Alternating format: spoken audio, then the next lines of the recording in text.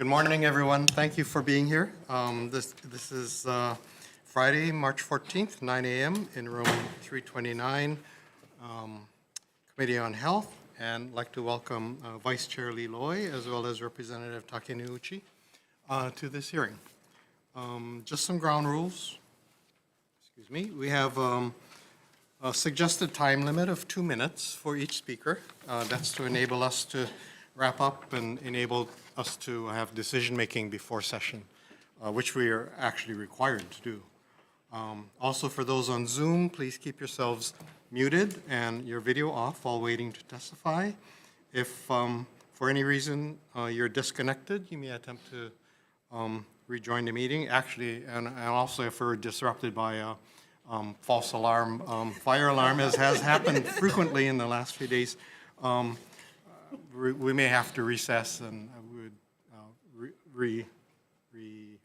reconvene after that. But anyway, with that, I'd like to move on to our first measure, which is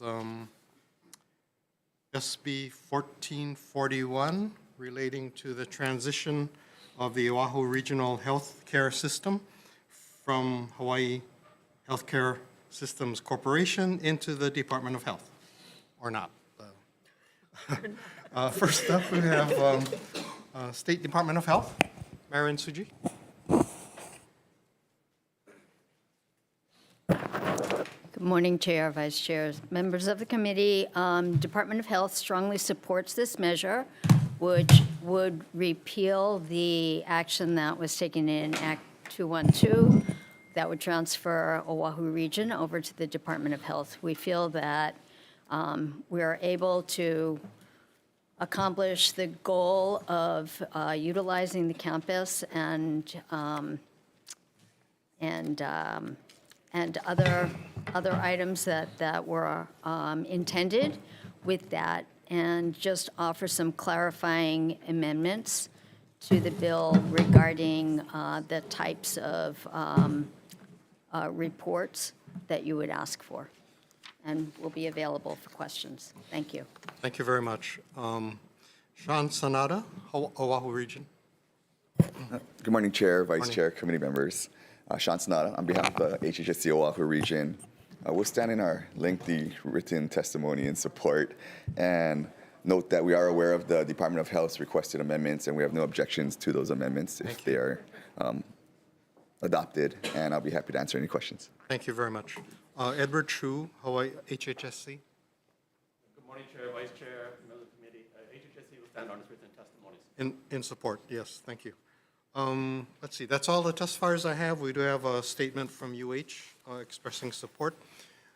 Anyone else wishing to testify on SB 1441 here or on Zoom? If not, members, questions? Representative Takeuchi. I think for Department of Health first, Marian. So I know a lot of the testimony does indicate that the MOU is currently being worked on. Could you give a little more detail about what that looks like, but it's still you still would like it to be necessary in the bill? Can you just maybe just a general update on that work? We've been working on an MOU so that long-term care patients that are over at the hospital would be able to be transferred over to Leahi. And so it just kind of specifies the types of support that we would provide Leahi with, and kind of, what would happen if it doesn't work out. And is there an estimate about how many patients we're looking to transfer? Right now, we're looking at about 10 to 15. Okay, and that's available space that's already been These are identified folks who are in our housing unit that are not ambulatory. Oh, They sorry, I meant really- on the other side. I guess, or maybe for Sean then. Sorry, Sean. I can't answer. And there's space for all the patients that we're looking at doing the MOU for? No, there's no Available? space currently, but what we're doing with the agreement is trying to facilitate a situation where as soon as the space opens up, as long as the potential patient is I guess, qualified that they could transfer over pretty easily. We would have an overarching agreement that these are the terms and conditions that would govern the admission. If we have an agreement, then it's easier to start the transfer, but it all depends on our availability. So there's no bed space available? I thought.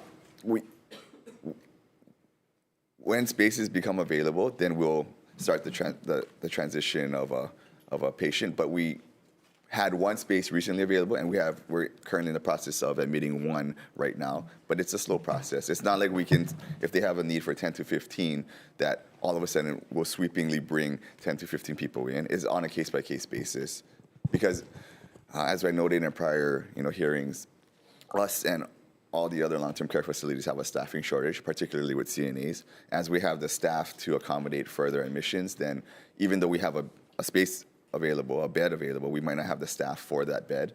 But when that opportunity arises, then of course we would be able to admit. But we cannot admit 10 to 15 people right now. So we're admitting one because we had one space. And if another one opens up in the future, then the same thing would apply. Based on the staffing, It's not based on on the the staffing, not physical the bed bed space. space. Yeah. Okay.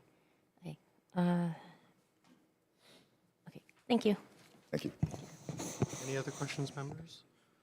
If not, I appreciate the testimony from DOH and Oahu Region, and thank you for working on this memorandum of agreement, and it enables us to move forward, I think. So, let's move on to the next bill, SB 1443, relating to DOH payment rates for state hospital patients and Department of Health. Aloha, Chair, Vice Chair, and committee members. I'm Mark Lynn Scott, Hospital Administrator at HSH. As my former colleagues and others talked about our geriatric kapuna patients that are at the state hospital, there are about 10 to 15, but there's a whole unit of 40 patients. So this bill allows us to exempt some of the procurement. So in the event that we can't get them to Leahi or to other areas, we could set a rate above Medicaid so that our patients get treatment in a foster home or community level. And so that would be the first one. The bill also has us doing rate setting for medical services that we don't provide at the state hospital, that our sister organizations help our patients, and to set that at a Medicaid rate, which is basically community standard. And as many of you folks know, we have encumbered folks under the Department of Health Director, which means they're not eligible for Medicaid. But most of our patients, majority, would qualify for Medicaid if they were not in the hospital. So we want to set the parity, if you will, of the rates that we're being charged and being able to pay. And happy to entertain questions. Okay, thank you. You may stay up there because you're the only testifier. Members, any questions? I do have a question. What is the Medicaid rate? So the Medicaid rate, it's going to be less than 1,000 beds per day, $1,000 per day. And that's kind of what our run rate is. And so it's less than what's in the jail, and it's between the $1,000 rate. And have you done preliminary investigation as to whether there are health providers that would offer these beds at that rate? Well, that's what we set the rate with them on that basis. And so when our patients go for emergency care, that would be, rather than having them set this rack rate, which is whatever the customary charges that they would charge a patient, the rate would be at the Medicaid rate, which is what most folks in our institution would qualify for if they were out in the community. I guess what I'm trying to get at is, are there community beds available at that? Yeah. I'm going to say yes. There's at least one provider that's very interested in providing services for our folks. Okay, thank you. Representative Martin. Follow-up to that. So I'm assuming this is a really challenging population to care for in someone's home. Do they have special training or skills? We would be able to provide those special trainings and the skills to work with psych patients, but when we're talking about long-term care patients, we're talking about folks that are not ambulatory, and whereas they may have been very active, violent, that's not the population we're talking about.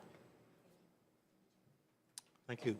No other questions? Thank you. Let's move on to SB 1322, mental health. And first up, we have the Department of Law Enforcement, Director Lambert.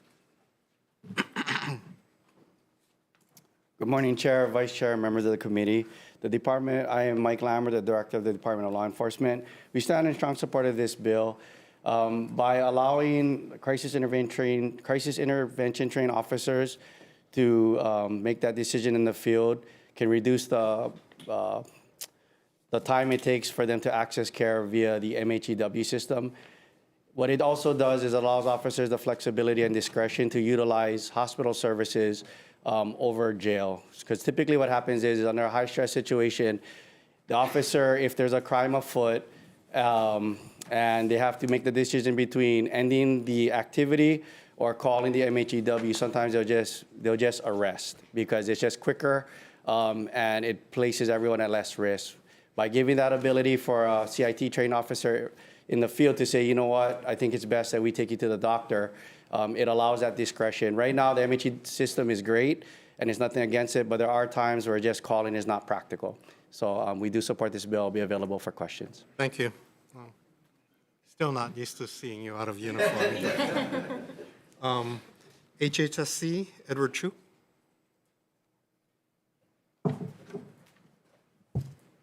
Good morning, Malia Spinda, HHSC. You have our testimony in support with amendments. I'm going to add to it. I've been part of this MH1 law since 2009, when our now governor was the chair of the House Health Committee. So I've been definitely part of this. What was at the time, the Dr. Champion at the time was Neil Goen-Smith, and it was at the behest of a major grant called the Mental Health Transformation Grant and the MH6 group. This intercept model-based law, MH1, 2, 3, and such, is actually a jail, as you're right, I have a hard time too. Director Lambert has indicated, is rooted in a jail diversion. At the time, it was all positive intent. Since then, what we have seen is the proliferation of the shift from jail to our ERs. And in the time span that we've seen this law unfold, what we've seen is, what I call air traffic control, right? There was somebody before, and now we have the MHEW process. And I was pretty skeptical. You can ask Dr. Koyanagi.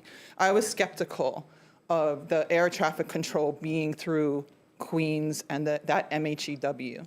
But in truth, for HHSC, that is critical. Our ERs cannot, we already see it at Queens. It is happening on the neighbor islands where our ERs are even smaller. So it is, with all due respect to Director, it is critical that we have that air traffic control. It is a great partnership. I have checked with all of my regions, and it is working. They're great partners with us. So while I understand somebody like Director Lambert would be able to recognize when somebody is maybe 9, 10 in crisis, we have to think of the layman law enforcement, and they need to work through the MHEW. We need that. So that's our first request, why one of our amendments. Another one is we echo whatever with Queens on the MH3, because that too has an impact to our ERs. And then on the 48 to 72, we are working through with Queens on some issues of what we're going to agree on, not that area. So thank you. Thank you. And for everyone's benefit, MHEW is Mental Health Emergency Worker. Attorney General?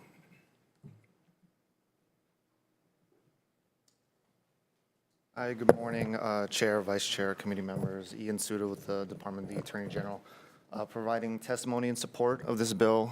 This bill represents a comprehensive reexamination of Hawaii's mental health code. The goal is to clarify existing laws as well as to enhance them. The bill reflects the input and concerns of various stakeholders involved in the mental health system, as this is a bill that we've been working on since the end of the last session. And we believe that it's going to provide Hawaii with a useful framework that providers can utilize as they continue to develop mechanisms in the community to help care for people facing mental health challenges.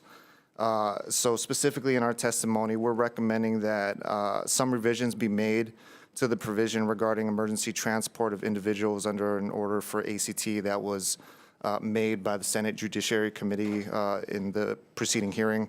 We believe that these revisions will better achieve the intent behind those amendments. We also recommend that the liability protections for emergency workers and ACT workers be restored.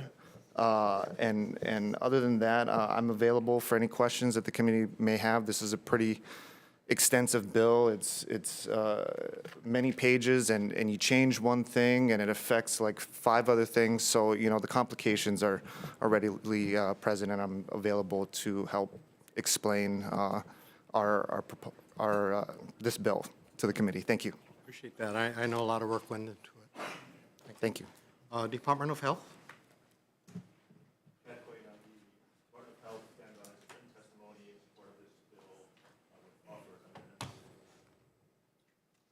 Okay, thank you. In support. Hawaii Disability Rights Center? Yes, thank you. On Zoom, yes. good morning, Chair. I'm Lou Erdeshek. I'm the director of the Disability Rights Center. Most of the bill is actually, I think, fine. It's a clarification of the existing law. It tightens it up and so forth. We have 2 issues. Actually, this morning, I did not see the Attorney General's testimony, but we absolutely oppose the reinsertion of the liability exemption. That was in the original bill. The Senate Judiciary Committee wisely took that out. The basic law is just negligence. If you commit negligence, negligent act, you're liable. There are a few exceptions in the law here and there where the standard might be gross negligence. This is certainly not one of them. I was kind of surprised to see that in the Attorney General's testimony, and we would definitely oppose that. The other issue that we have with this bill is the order to treat procedure at the Hawaii State Hospital. So it's not quite like the discussion we had about the 3-panel, the 1-panel on fitness to proceed the other day, but basically under the current law, the order to treat is an odd process. If somebody is going to be involuntarily medicated, typically you have to go to court and get an order from a judge. State law allows that if somebody is committed to the state hospital, they can be involuntarily medicated in a non-emergency scenario after a hearing in front of a 3-panel. There's a psychiatrist, a psychologist, 3 healthcare providers. This would bring it down to 1. So basically, there's not a lot of due process that these people get. The intent when the law was put in was to have the 3-panel at least provide some buffer. So other than the fact that it's inconvenient for the people at the state hospital to get 3 people together, we don't see any basis for going from 3 to 1. So thank you. Thank you. Next, we have Queens Hospital, Sandra Lee G. Brandon. Thank you. Thank you, Chair Takayama, Vice Chair Liloy, members of the committee. My name is Sandra Lee G. Brandon. I'm the Vice President of Behavioral Health and Medicine at the Queens Medical Center. I'm also a psychiatric mental health nurse practitioner. I am the original mental health emergency worker at Queens and the one who brought the program to Queens Medical Center in the first place. Queens appreciates the intent of this measure to help and support individuals suffering from mental illness or substance abuse. Our testimony attempts to address how we do ways that respects the patient and doesn't adversely impact acute care hospitals like Queens. It's our belief, based on our experience, that SB 1322 as drafted could potentially have a negative impact on the delivery of care at our facilities. The current MH1 process, which we agree with Malia, works well. Prior to the process, one of the reasons why Queens bid for the process was we found plenty of people coming in with a police escort or police transport that didn't need to be in a hospital setting, and that was the impetus and why we bid for the contract and developed the MH1 program the way it is now. So our proposed amendment simply seeks to add. To the MH3 process to mimic the MH1 process where we include a mental health emergency worker in the decision-making. We believe that this is reasonable and tested compromise that provides reasonable guardrails for all parties. And so the proposed amendment on page 8 would add the mental health emergency worker into the evaluation process for the healthcare providers. And we're also fine with deleting the entire section of the bill and work with the introducer in the interim to find a suitable compromise. So thank you for considering our request, and I'm available for questions should you have them. Thank you very much. Let's see, that's all the testifiers I have on 1322. Did I miss anyone? Oh, yes, please step forward.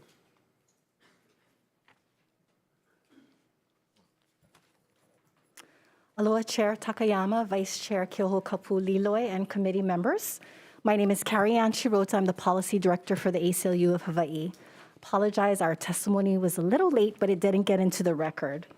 We strongly oppose this measure because it lacks due process safeguards and will likely result in the significant deprivation of liberty and opens the door to a legal challenge and liability. First and foremost, courts have been clear that liberty interests of the individual, even if facing mental health issues, must be carefully protected. This has been affirmed by the U.S. Supreme Court in Vitex versus Jones, by the Ninth Circuit in Suzuki versus Ewan, in Re Do by the Hawaii Supreme Court, in quoting civil commitment, or even in this case detention, even if for a shortened period of the mentally ill for any purposes constitutes a significant deprivation of liberty that requires due process protections. And I'd like to further quote from the Hawaii Supreme Court. To be considered dangerous to self under the Hawaii statutory scheme, it is not enough that the individual is unable to satisfy the need for nourishment, essential medical care, shelter, or self-protection without supervision and assistance of others. There must also be clear and convincing evidence that the individual's inability to satisfy their need for nourishment, essential medical care, shelter, or self-protection without supervision and assistance of others will probably result in death, substantial bodily injury, or serious physical debilitation or disease unless adequate treatment is afforded to the individual. End of quote from In Re Do. We support and acknowledge the fact that the intention behind this is to provide further support, but not at the expense of infringing upon people's constitutional rights. Research is very clear that voluntary treatment is more effective than involuntary treatment. There's numerous studies that we've cited here. We'd also like to point out that the assisted community treatment is fundamentally flawed. We have previously removed the right to legal counsel that's guaranteed in family court, which is a closed proceeding from assisted community treatment. This is something we need to keep bringing to the record because this is ripe for litigation. If you are about to potentially pass an order, even under an act order, that includes involuntary medication, that person is entitled to have legal counsel. All the more so if that person is experiencing mental health challenges, illness, or co-occurring with substance abuse treatment.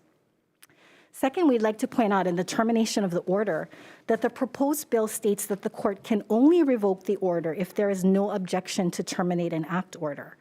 We suggest that you change that if any person or any party, petitioner, the person who's the subject of the order, the clinician, if there is an agreement that there is a hearing and the family court should make findings on the record with legal counsel present for the indigent person. Number 3, relating to emergency transport. And I'm learning some new terminology today from our cohort. We want to emphasize that we should invest in mobile crisis response systems, like in Oregon, the CAHOOTS program, also known as Mobile Crisis, on every island, not just on Oahu. That model has been proven to assist people who are experiencing mental health crisis, and these people are trained specifically for that. No disrespect to our officers, but having CIT training, X number of hours, it could be 40 or maybe a little bit more, is not the equivalent of someone who is trained for years to assist individuals with mental health crisis. We'd like to see investments in that. But if you look at the provisions, 3334, emergency transportation initiated by a law enforcement officer that's being referred to as MH1, has a second layer of review. That officer, upon observing firsthand behaviors potentially dangerous to self or others, they are required to call a mental health emergency worker who is specifically trained. So that's a second layer of review. But in I'm 334, going to ask you to please summarize if you can. in 3334C, it also has a second layer of review. It's not only somebody would be the licensed physician, a nurse, a psychologist, attorney, even a clergy could call in, but this you have the court reviewing this emergency transport. But under the third 3334D, it only requires a healthcare provider. There's no second layer. This is imbalance. So we also support either removing this entirely or adding amendment to make it consistent with MH1. And we want to highlight the involuntary medical treatment panel is absolutely necessary to have 3 and not 1. Imagine if one person could make the decision to deprive you of liberty. Thank you very much. Anyone else wishing to testify on Thank you, Chair. SB 1322? Seeing none, members' questions? Representative Taki. Thank you, Chair. I'm not sure. Maybe for law? So I'm also kind of concerned with this question in 334D on page 8 about bypassing the mental health emergency worker. Is this this is an admin bill? So I was just wondering, are you guys? Did these amendments come from your department? Is there like an issue that we're trying to look at, or? Sorry, which section specifically? Sorry, page 8. So this is the thing that Queens and HHSC and ACO just mentioned about having the healthcare providers not really opening up the kinds of healthcare providers that can do the transport. Yeah, so 344D basically would be similar to the MH2 where someone else is telling us that they meet the standard. And essentially, law enforcement for 334D would just transport on that request. Are you guys opposed to making it the same process with calling the mental health emergency worker? For 334D, no. If it would actually, because that wouldn't be law enforcement that it's making the initial contact. So yeah, I mean, obviously, if there's a second screener, it would reduce liability for transport. Because in this scenario in 334D, we wouldn't be the one making the determination. So I guess having that extra layer would probably make it easier on law enforcement in regards to what may come during transport. So I'm not against that. Thank you. You're welcome. Thank you, Chair. Any questions? Thank you. And just, I might mention that, it's my inclination to accept the suggested amendments from Queens Hospital, which would insert the mental health emergency worker. So I think that addresses many of the concerns we've heard expressed by testifiers. Can I ask the Attorney General to step forward? Relating to that 334D, I know that among your amendments is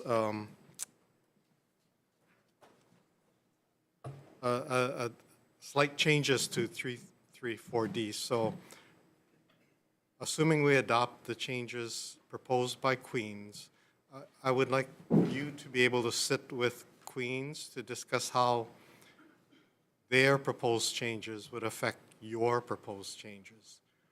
And we have time because the bill still has to go to Judiciary Committee afterwards. So.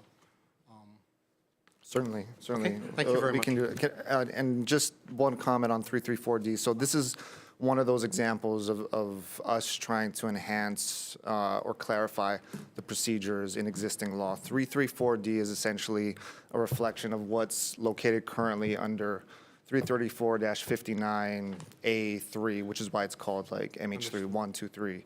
Yeah, but there was no real way to effectuate how this was supposed to be accomplished. And so the changes made here are kind of minimal in that regard. And I think the belief behind this provision, why it was originally there, is that these categories of healthcare providers, physicians, APRNs, physician assistants, and so forth, are professionals with the type of expertise that would be able to make determinations regarding issues of imminent danger and mental illness. I think we're just inserting or reinserting the MHEW. Okay. Okay, thank you. Thank you. Oh, Representative Martin. I have a question for Queens, please.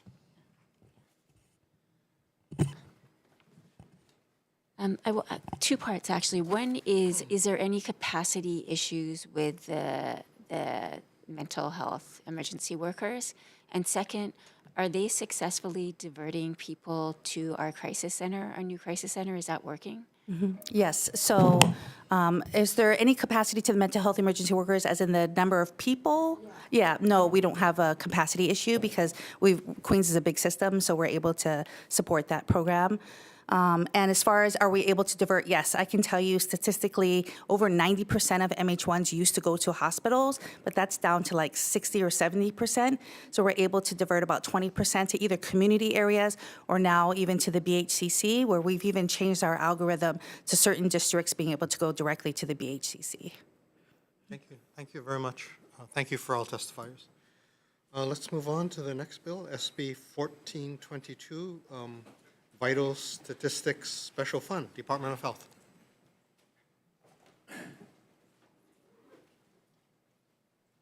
Good morning, Chair, Vice Chair, members of the committee. Lauren Kim, Planning and Policy Officer for the Department of Health.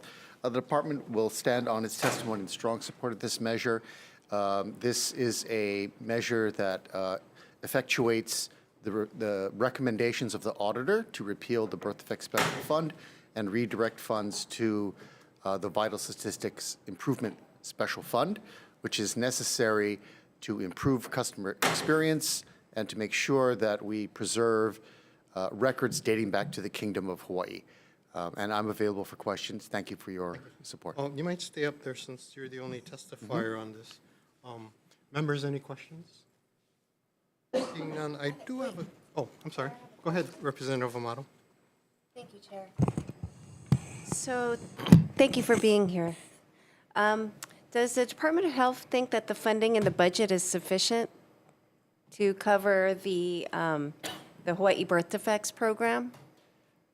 So on one hand, this measure repeals the Birth Defect Special Fund, but in the executive budget request, we did put in a line item to replenish a base budget appropriation to fund, to replace the missing funds. So I see in the budget there was $340,000, but it's for 2.5 permanent FTEs. I'm concerned, looking for the state teratology birth defect data. I have not seen any reports published since 2011. Correct. Yet this is required by, what is it, HRS 321.421. So what's Department of Health doing to not only collect that data, but make sure it's published timely as it should be? So there actually is a internal working group. It's a part of the Maternal Child Health Collaborative to address that issue. And it's not just birth defects, but it's fetal death review, keiki death review, maternal mortality review. Their findings are not quite ready to be made public, so we're actively discussing it. But we recognize that this is a deficiency in our system. And again, fetal mortality, maternal mortality are sentinel events that we really need to keep track of. And it's regrettable that we haven't kept up with our mandated reporting schedule, but we do have a group actively working on it. And they will produce recommendations to the legislature in short order. Okay, thank you. I appreciate that. I just want to make sure Department of Health is following the law. Thank you, Chair. Definitely. And thank you. And I did want to follow up, Representative Amato. Under the bill, how much do you expect to raise from the redirection of the vital records fee? About $625,000 a year. That's currently going to the general fund, would be redirected to the Vital Statistics Improvement Special Fund. $625,000 per year total from both the marriage license fee that you would capture and the vital records? Correct. Vital records. Correct. So there is an amount of money existing now in the birth defects special fund. How much is in it?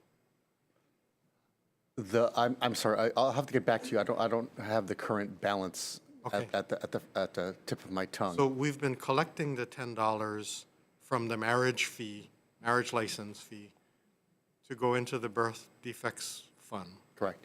except you cannot spend the birth defect special fund Well, money. Is that my understanding from the auditor's report? monies from issuing marriage licenses, the department does not receive any of the $60 for a marriage license, despite the fact that the department does all the work, all the FTE, printing the certificates, providing the resources. So this would help finance our own operations. So we Where get does a the cut of it. $10 from the birth defects assessment It, go? it goes to a variety. So the general fund is the largest beneficiary. I think they get almost $40. And then there are disbursements to other special funds for. No, I meant specifically the birth defects assessment, which is $10. Where does that money go now? You're still charging. Correct. Where does the money go now? So there are 3 special funds into which a percentage of the marriage license fee is deposited. One is the birth defect special fund. The 2 others are domestic violence related, one in the judiciary, one at the Department of Human Services. But the auditor said we have to repeal the birth defect special fund. Correct. Because there's no relationship between marriage and Correct. birth defects. So you have the money from the fund, and it's not being spent on birth defects? Is that my understanding? Since you have to repeal it, you can't spend money from it, can you?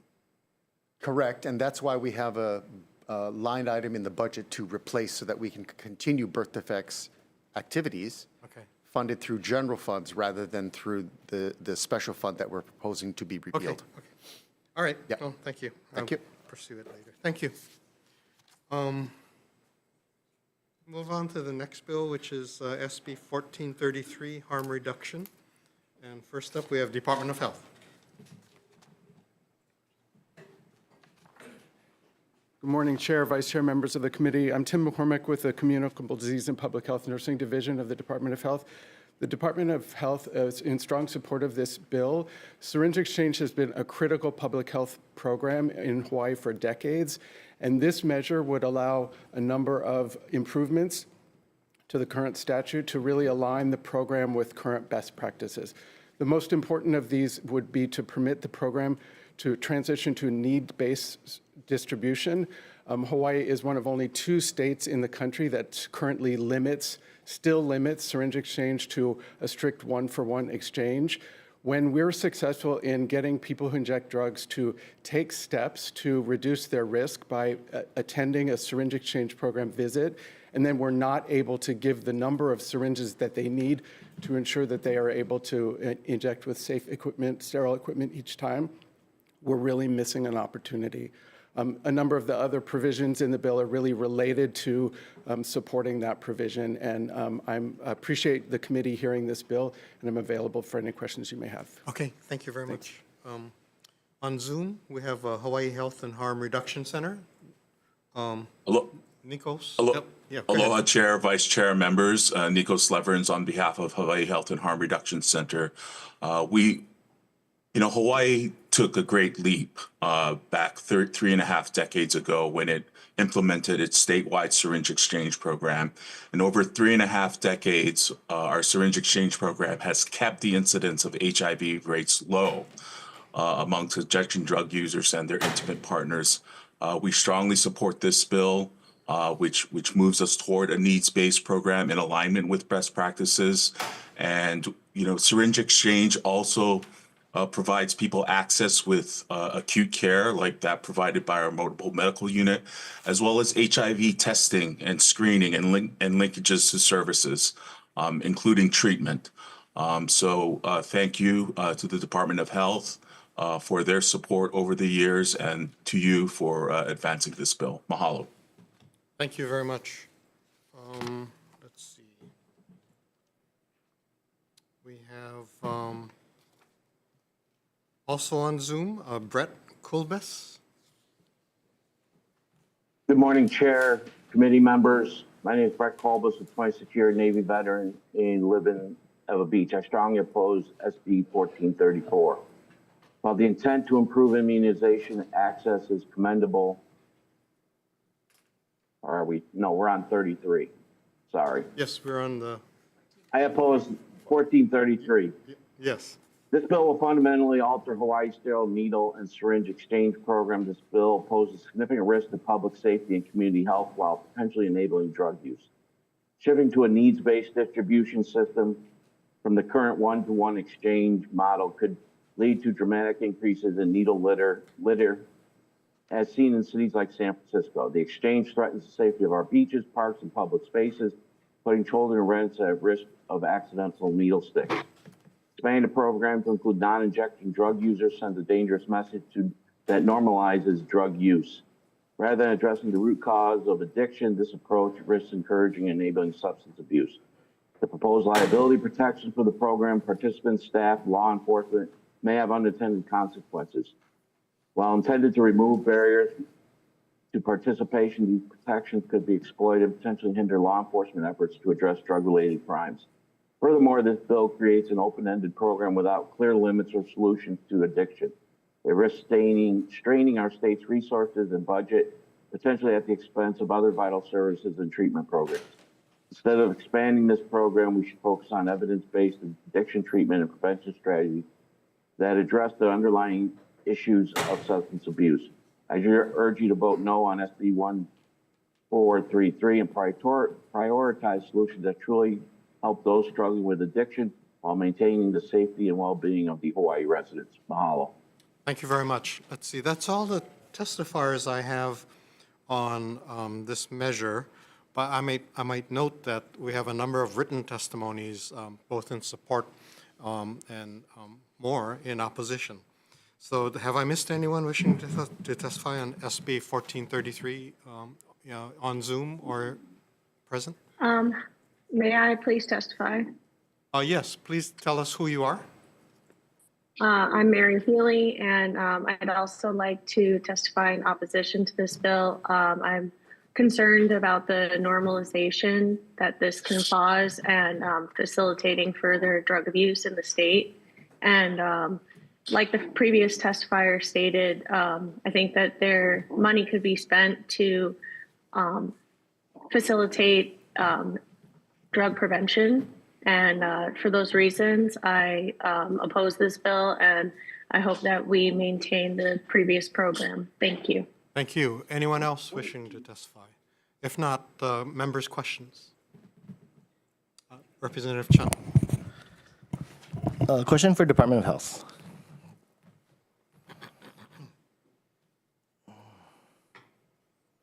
Thanks so much for being here.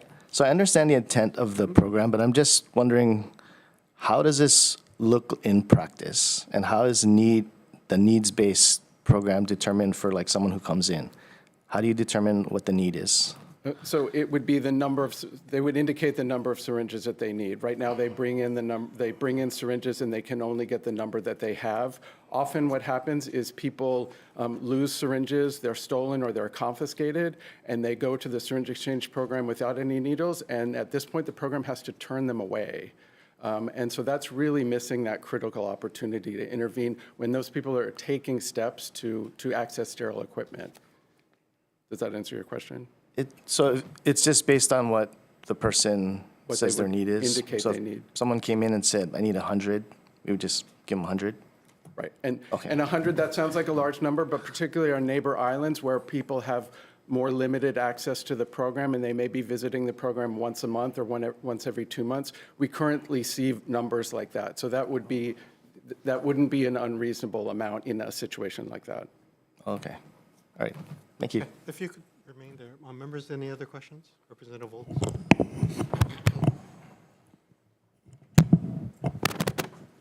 So I'm a very big supporter of needle exchange. I love what HCRC has been doing. I've seen them in action. I love harm reduction.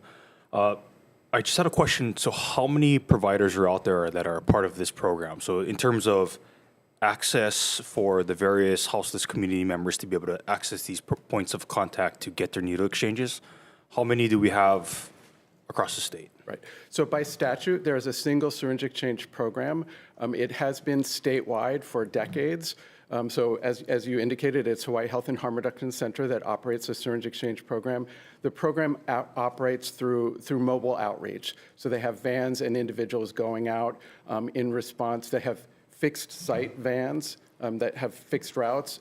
People can also contact by cell phone the syringe exchange worker and schedule meetings wherever they are. And the program currently subcontracts with providers, several providers on neighbor islands to extend their reach. They have some staff of their own on the neighbor islands, but they also subcontract with other agencies to start to extend the reach. Thank you. Thanks. Thank you. Any other questions? If not, I do have a question. Some of the opponents expressed concern over the fact that passage of this law could lead to needle litter. And I'm curious to know, in the 48 other states that have adopted such a program, has that been a problem? So the Department of Health is certainly very concerned about this. It is our intent to see more syringes improperly discarded. So that's certainly something we're paying attention to.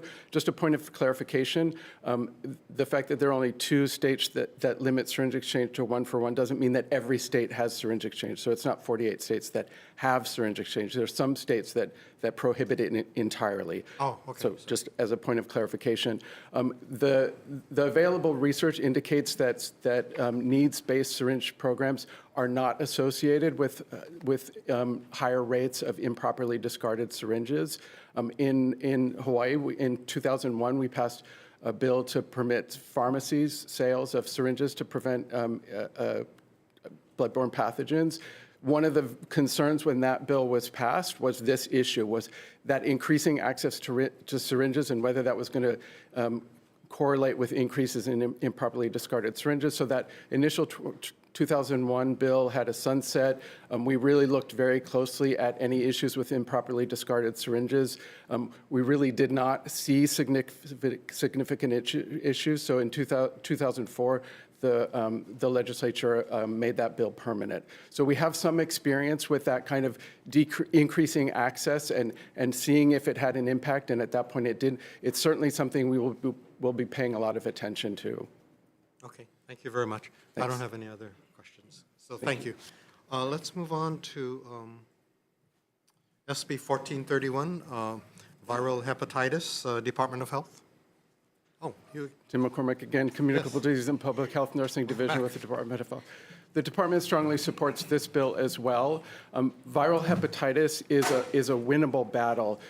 With very limited resources, we have created a strong community partnership, and with the available testing technologies, vaccination for hepatitis A and B, treatment for hepatitis B, and curative treatment for hepatitis C, we have tools to really impact viral hepatitis. And with the small amount of federal funding that we've had and community partnerships, we've demonstrated a number of potential interventions. And with some state support, we could really have a dramatic impact on viral hepatitis. Okay, I'm available for questions. Thanks. Let's see, Hawaii Health and Harm Reduction Center.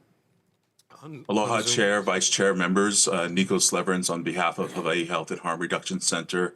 As Mr. McCormick indicated, viral hepatitis is a winnable battle, meaning that we can make significant progress in combating a disease in a very relatively short period of time. And H3RC has been a proud partner in Hep Free Hawaii, which is about 200 community stakeholders convening every month to find out and to discover ways that we can reduce hepatitis in our community.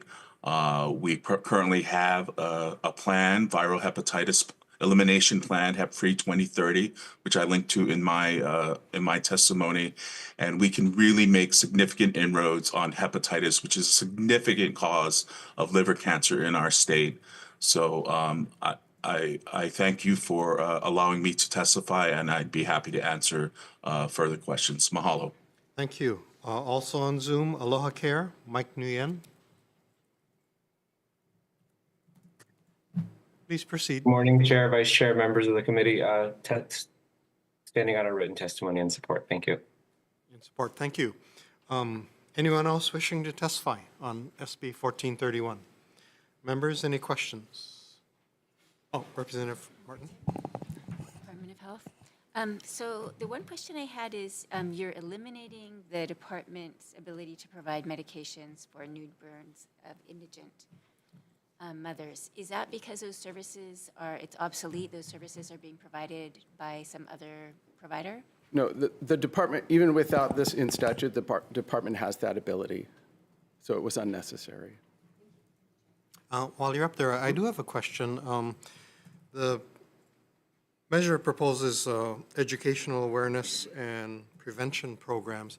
Would these be aimed at hepatitis A, B, and C, or just hepatitis B and C?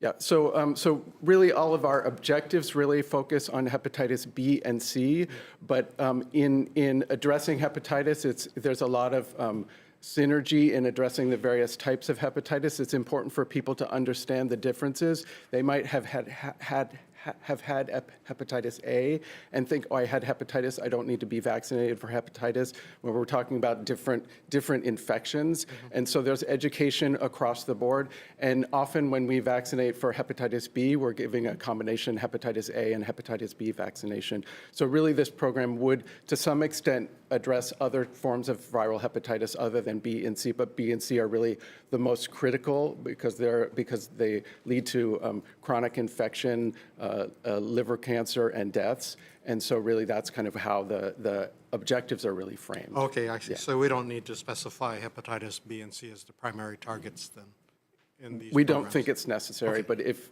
you did that, I don't think it would impact how the program operates. Okay, understood. Thank you very much. Thanks.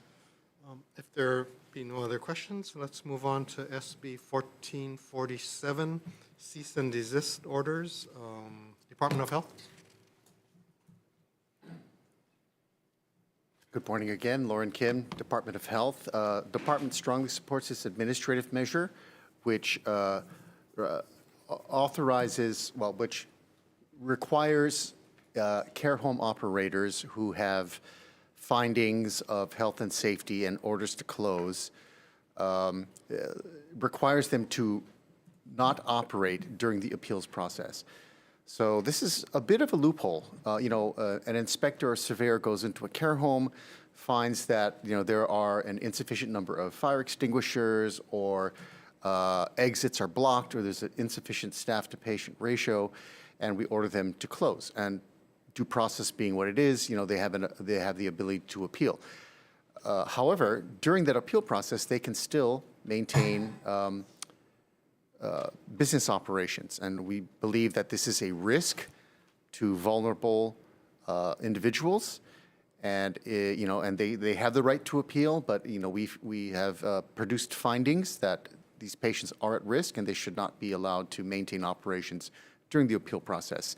The appeal process can be lengthy; it can take up to a year, and we have cases right now where about a year ago there was an issue of notice of violation, and they're still allowed to operate. So we believe this is a common sense approach to protecting vulnerable populations until they are able to comply with a corrective action plan. So thank you for considering this bill. It's very important for our community, for safety in our community. Thank you. Okay, thank you. Let's see, that's the only testifier we have on this. Any questions, members? Anyone else, anyone else wishing to testify? If not, let's move on to the next bill, which is SB 1421, medical records, Department of Health. Good morning, Chair, Vice Chair, members of the committee. I'm Wanda Nayonishi with the Department of Health. The department stands on its written testimony, offering comments. We're concerned that if providers are required to send the medical records, which contains confidential information, to the patient's last known address, that someone else might intercept and access those records other than the patient. So we recommend that this bill reverts back to its original draft, or we offer a compromise that instead of sending the medical records, we send a notification letter.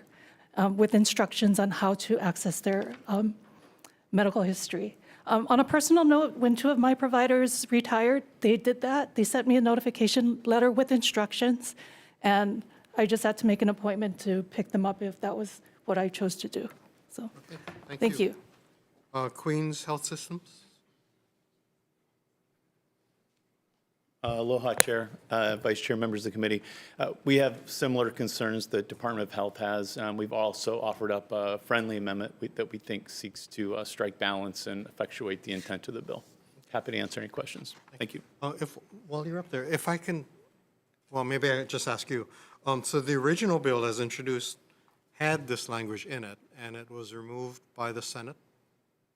I think it was amended by the Senate Health Chair, to try to provide some direction on, contacting patients and so forth. It just creates a bit of a problem with personal health information and could run afoul of HIPAA. So this is a way to allow the patient to know how to access those records if they want them. Our amendment helps to do that. So rather than just send the Sending records them to out, the address, correct. this ensures some kind of... Exactly. Okay, thank you very much. Thank you. Any questions? If not, let's go on to SB 1042, Mental Health Emergency Therapies. Let's see, Attorney General's Office. Good morning, Chair, Vice Chair, members of the committee. My name is Alana Bryant, Deputy Attorney General. Our department's comment is that the proposed special fund may not meet the requirements of HRS 37-52.3. We suggest adding a purpose section to the bill describing the purpose and scope of the program and why it can't be implemented under the general fund appropriation process.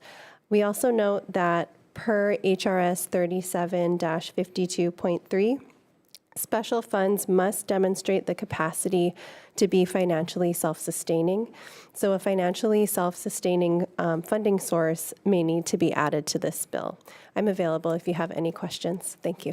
Thank you. We have the Office of Wellness and Resilience, Office of the Governor.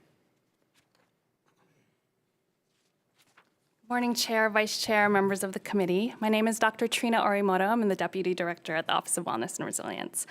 We stand in support of this measure and really believe it's an opportunity to provide life-saving treatments to a group of members of our community. We humbly offer the following amendments for the committee to consider. First, we recommend amending the language to place the program within the Office of Wellness and Resilience. Second, to address comments from the Attorney General, removing language around the special fund. And then third, though not labeled in our testimony exactly, we recommend, we didn't talk about appropriations in our testimony, but believe that if we're matching public funds with private dollars, approximately $1 million per year would be an appropriate appropriation for this project. Thanks for your, hearing this measure, and we're available for questions. Thank you. Clarity Project, Ashley Lukens. Aloha, Chair, members of the committee. My name's Ashley Lukens, and I represent the thousands of people here in Hawaii who have benefited from legal, safe access to breakthrough therapies. At 36 years old, I was diagnosed with brain cancer and was able to access psychedelic treatment to assist my own healing. The efficacy of these medicines rely on a safe clinical setting. So in order for them to be effective, we need to create avenues and opportunities for clinicians to be able to use these medicines to enhance the therapeutic process. We've been at the legislature now for 6 years advocating to improve access, and we feel really excited by the Office of Wellness and Resilience understanding of the efficacy of breakthrough therapies to treat trauma. And we're excited about this bill's capacity to provide patients in Hawaii immediate supported clinical access. So I'm available for any questions. Thank you very much. Now we have a number of testifiers on Zoom, starting with Lieutenant General Martin Steele. Please proceed. Thank you, Mr. Chairman, and Vice Chair Loy, and esteemed members of this committee. I am honored to offer testimony on behalf of the Veteran Mental Health Leadership Coalition in support of Senate Bill 1042. For background, I'm a retired Lieutenant General in the Marine Corps, having had the privilege to serve for almost 35 years, starting as an enlisted private in 1965 and retiring in 1999 as the Deputy Chief of Staff for Plans, Policies, and Operations. I lived in Pearl Harbor from 1995 to 1997, where as a Major General, I served as the Director of Strategic Planning and Policy at the U.S. Pacific Command as the J5. Since retiring from active duty, I have dedicated my career to combating the veteran mental health and suicide crisis that we are undergoing in our country. Given what has been said by the previous testimony, stakeholder feedback from the Attorney General's office suggests that the special fund is not the appropriate vehicle for achieving the desired ends of this legislation. It is our recommendation that the legislature consider amending the bill to utilize a pilot program model. By incorporating the proposed change, SB 1042 still takes essential steps to ensure Hawaii is prepared to meet this moment by establishing the Mental Health Emerging Therapies Pilot Program, which will support clinical research into innovative therapies, fund public-private partnerships to advance all research, provide training and education for mental health professionals to prepare them for delivering these therapies safely and effectively, establish patient access pilot programs to ensure that those in need, including veterans, have pathways to care and utilize both public and philanthropic contribution. This legislation represents a bold and necessary step toward addressing the urgent mental health needs of our veterans. By establishing this fund, we believe that Hawaii can become a national leader in providing access to innovative, life-saving treatments for those who have selflessly served our country. I personally appreciate your leadership and stand ready to assist you in any way I can to ensure the success of this important initiative. Thank you, Mr. Chair. Thank you very much, General. Next, we have Reason for Hope, Jesse McLaughlin on Zoom.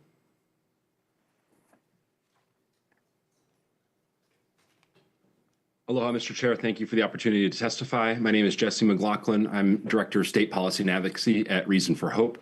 We are a national nonprofit focused on preparing the medical system in the United States for FDA approval of psychedelic-assisted therapies.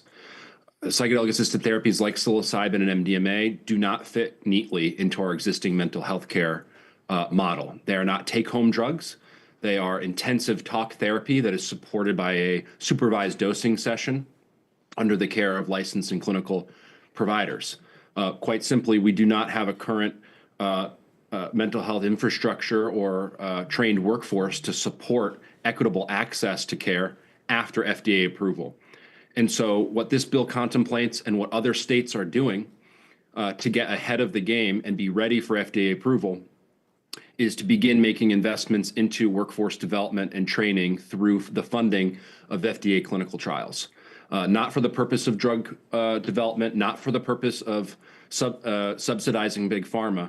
This is for the purpose of training clinicians and opening up a legal access pathway to patients most in need prior to FDA approval. And so to that end, we would recommend, given the feedback we've received on the way in which maybe a special fund isn't the most appropriate mechanism, we would look towards states like Connecticut, who have successfully implemented a state-backed pilot program. It requires very low operational overhead from the agency, being able to work with clinical partners. And Connecticut is going to be well-positioned with a trained workforce for FDA approval of psilocybin to the benefit of patients in need. And so we'd be happy to share and answer any questions as to how a pilot program model might work, but just want to commend the committee on hearing this issue and urge its adoption and the consideration of a pivot to a pilot program model that we see working in other states. Thank you very much. Next, we have Nikos Leverance, Hawaii Health and Harm Reduction Center. Aloha, Chair, Vice Chair, and members. Nikos Leverance with Hawaii Health and Harm Reduction Center in strong support of this bill. HCRC Executive Director Heather Lusk and I actually served on the Breakthrough Therapies Task Force. And, you know, we're at a critical juncture here with respect to the treatment of post-traumatic stress disorder and major depressive disorder. And what this bill would contemplate is what Mr. McLaughlin said previously. We are creating sort of an infrastructure of care. So when these therapies are greenlit, Hawaii will be ready to go, and we stand in strong support of this bill. Mahalo. Thank you. Robin Martin. Aloha, Chair, Vice Chair, members of the committee. My name is Dr. Robin Martin. I'm an assistant clinical faculty with the Department of Psychiatry at Japson Medical School and in private practice in Honolulu. And I stand by my written testimony in support of this bill. And I just also like to add that I currently have patients right now at high risk of suicide who have pretty much failed every current treatment available to them in the state of Hawaii, who are looking at flying to other countries at great personal expense and great inconvenience to access some of these therapies that really would better serve them if we were able to provide that access to them here in the state. So thank you very much for considering this bill, and I'm happy to answer any questions that the committee may have. Thank you, Doctor. Christina Rodriguez. Greetings, Chair, Vice Chair, and members of the committee. My name is Christina Rodriguez, and I'm a registered nurse specializing in psychedelic-assisted therapy and education, living here on Maui in strong support of this measure. I had the distinct honor of serving on the task force for last year's psilocybin bill, and I'm currently on the board of advisors for Clarity Project. I'm trained in the clinical Western medical model in psychedelic therapy and research, as well as in traditional indigenous medicine cosmologies to work with psychedelic plant medicines. I'm also a MAPS MDMA trained facilitator. I've developed and currently teach curriculum in the use of plant medicines from the historical, ritualistic, spiritual, and ceremonial perspective in the state of Oregon. As such, I've had the opportunity to learn from and teach some of the brightest minds and hearts in the psychedelic plant medicine field. Ultimately, I'd like to inform or remind you that while the medicines in question for research funding are considered emerging and breakthrough therapies, science and the medical community are only now substantiating what Indigenous communities have known and practiced for millennia. Psychedelic plant medicines have traditionally been used to help people heal from addiction, trauma, illness, and in preparation for the death and dying process, among many other therapeutic applications that nourish and heal individuals and communities. Personally, my own experiences with plant medicines have deepened my empathy, expanded my resilience, and allowed me to process and heal past trauma and PTSD in ways that traditional therapy never could. While not appropriate for everyone, with proper education, regulation, and medical oversight, psychedelic medicines can revolutionize mental health care, providing hope and healing to countless individuals in need. I'm prepared to train and support clinicians and patients here in Hawaii. Please support this bill. Thank you, and I'm available for questions. Thank you. Jasmine Gadula on Zoom? Not present. Dure Shin? Here. Aloha, Chair, Vice Chair, members of the committee. My name is Duray Shin. I'm testifying as an individual, but also serve as the project manager for Clarity Project.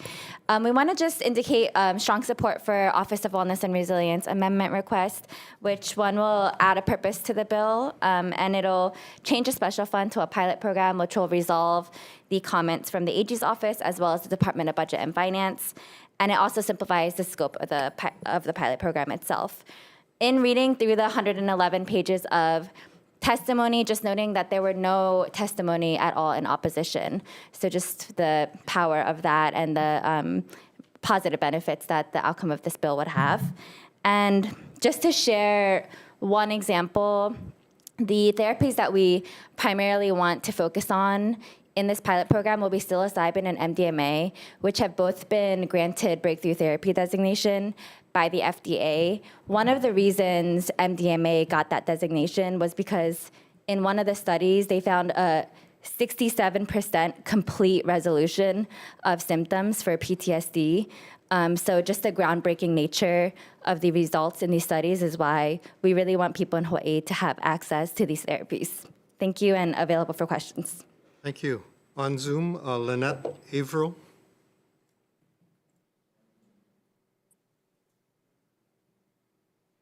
Hi there.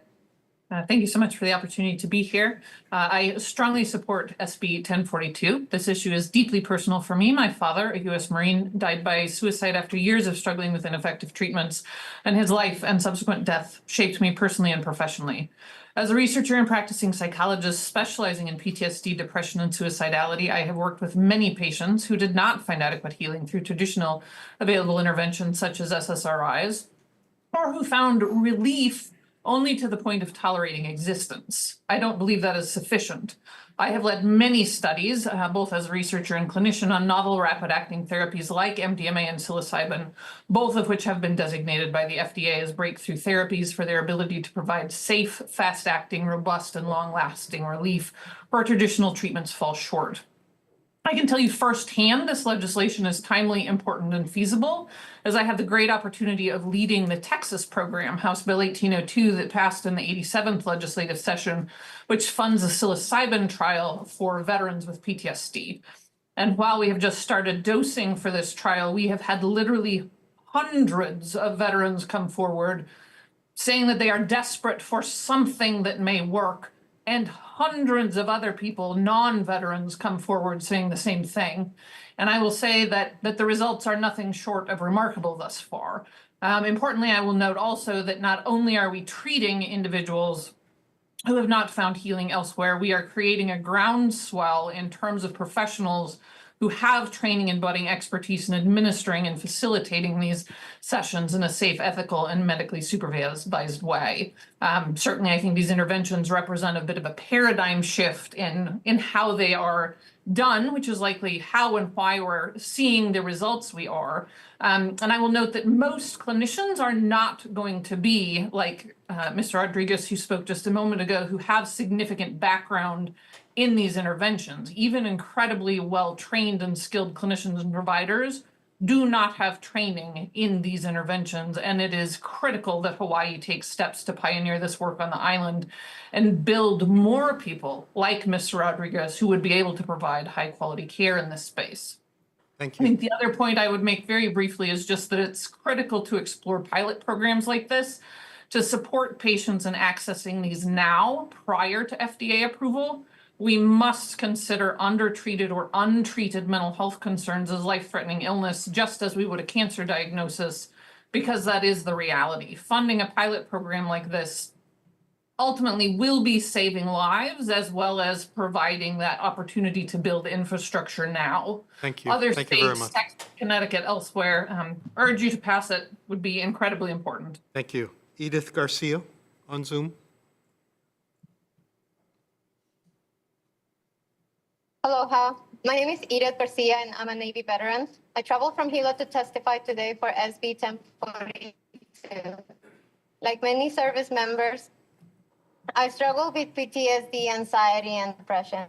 Instead of healing, my experiences within the VA system led to further trauma, and desperate for relief, I sought treatment overseas, where I found hope. I am alive today because of those therapies. Despite anyone's opinions on psychedelics, SB 1042 is a vital step towards expanding evidence-based treatments, including psychedelic therapy, which has shown immense promise for mental health conditions affecting veterans. The science this far is clear, and now it's time for Hawaii to lead in providing safe, regulated, and effective options. No veteran should leave their home to access life-saving care.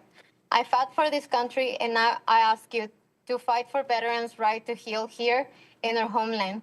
Please pass SB 1042. Mahalo for your time. Thank you. Erica Manzano on Zoom. Good morning, Chair, Vice Chair, and committee members. My name is Erica Manzano, and I'm here to ask you to support Bill SB 1042. I'm a veteran with PTSD, the wife of a veteran with PTSD, and most importantly, a mom. I'm also a survivor of childhood sexual trauma, as well as military sexual trauma. Without the therapies and practices proposed in this bill, I would not be where I am today. The events of my childhood and military experience left me afraid of the world, riddled with anxiety, and blanketed in depression. All of these combined left me unable to connect or feel for anything or anybody around me, including my own daughters who desperately needed me. I tried many different therapies with very little results. 3 years ago, I was privileged enough to travel out of the country to Mexico to receive healing with the use of these therapies proposed in this bill. There are no words that could effectively express to this committee just how transformative this journey has been for me and my family. Those therapies helped me feel deeply for the first time and reconnected me with my daughters in a way I never dreamed possible. Now, as I support fellow veterans on their own journeys, I see the same hope rekindled in them and wish to make these therapies more accessible and affordable within our own country, not just for veterans, but also the people of Hawaii. I implore you all to consider the profound impacts these therapies have had on the lives of those who've experienced their restorative powers. And together we can champion a future where healing is within reach for all who suffer. Please support SB 1042. Mahalo for listening. Thank you. Robert Farmer. Not available. On Zoom, Josh Sizz. Please proceed. Aloha, my name is Josh C., and I'm a disabled veteran who has battled PTSD, depression, and anxiety for years. My struggles led me to homelessness, and I was lost in the VA system that offered me no more than medication. Nothing worked. More days than not, I didn't care if I woke up. I found out about plant medicine and that the treatment absolutely changed my life. It helped me confront my trauma in a way that traditional therapies never could. It allowed me to break free from the cycle of despair and rebuild my life. Today, I am no longer homeless, and I'm about to graduate with a bachelor's degree in psychology from Hilo. Something I never thought possible. This therapy gave me a second chance. Plant medicine has the power to heal and should be accessible here in the United States. It is completely unacceptable that we must travel outside the country for healing. This is more than just a bill, it's a lifeline. It's a chance for veterans and others suffering from mental health conditions to access a treatment that can truly heal. I urge our lawmakers to support this bill and give more people the opportunity to reclaim their lives. Mahalo. Thank you. Amanda Lillibridge. In strong support, thank you. Vicky Farmer.